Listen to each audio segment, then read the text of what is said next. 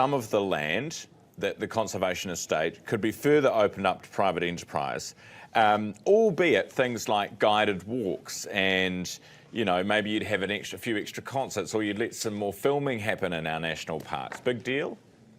Well, we're not actually at this point in time crystal clear on what that looks like, Ryan. So I think that that is one of the really important questions to put to the Prime Minister. The Prime Minister needs to rule out that.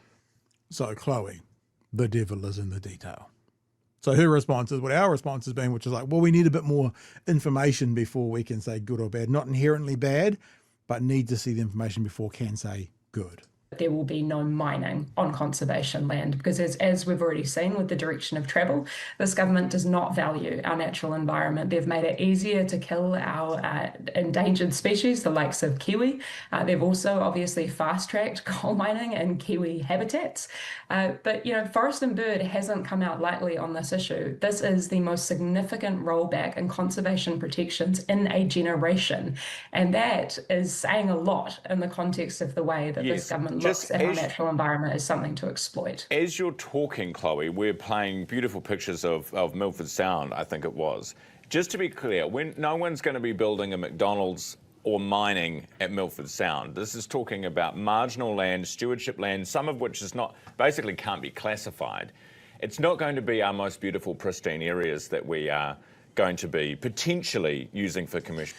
Out of this whole interview, the thing I want to know most of all is who is this dude in the background? Going to be our most beautiful, pristine areas that we. He's got gloves on. He's got a lanyard on. Yeah. He's got headphones on. This is the biggest news story of the day to me. Who is this dude? This Napoleon Dynamite dude in the background.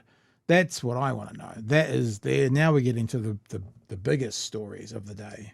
Going to be potentially using for commercial purposes, right?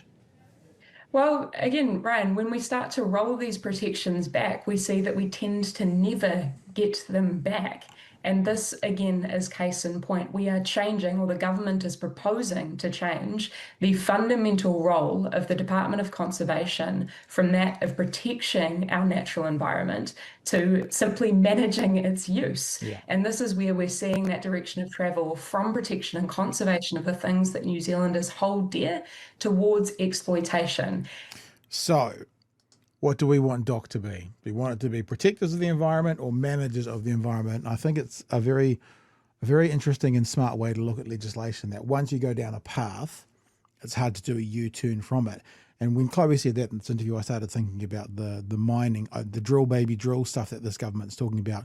Once you start opening up the gas fields and stuff to international mining companies, I guess what she's saying there is once you go down a path, it's very hard to come back from it. So if we loosen up the protections around our environment a little bit, or a medium-sized bit, it's very unlikely it'll go from a little bit back to stronger. It might go from a little bit to a little bit more to a little bit more.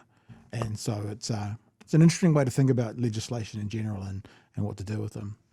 Thoughts? Yep, devil's in the detail, as always. Obviously, there's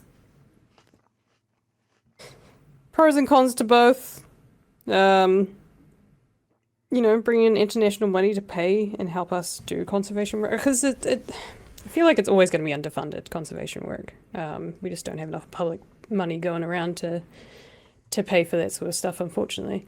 So it's good. It'd be good if they bring some more money in, I guess. They could probably just add it to the levy or use the money from the levy, but I guess that's to pay for landlord cuts.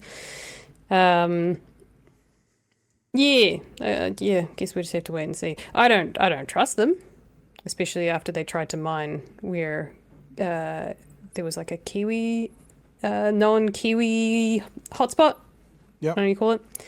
I don't trust them because they tried to mine in that area. So and they haven't got big. They're pretty small brains if that's what you want to try and do. Yeah, and Mr. Jones talking about 17 lizards would lose their lives, like that's no big deal. But it's like that's kind of all we have. You know, the native flora and fauna is what's going to bring people to this country for the next 1,000 years. you know, versus it's like a sugar hit. The sugar hit of earning a bit of money off the gas or coal or whatever, and once you get it out, you're done anyway. So it's a very short term. I guess the problem is short term. We're still talking probably dozens, if not, 50 years. But if you're genuinely looking long term, it's what's best for the government. It's not going into our protected environment and fucking with it, even if it's on a minor scale. And look, I don't actually believe what Ryan Bridge is saying. Oh, it's some guided walks. It's like, well, where in New Zealand can't you do a guided walk now?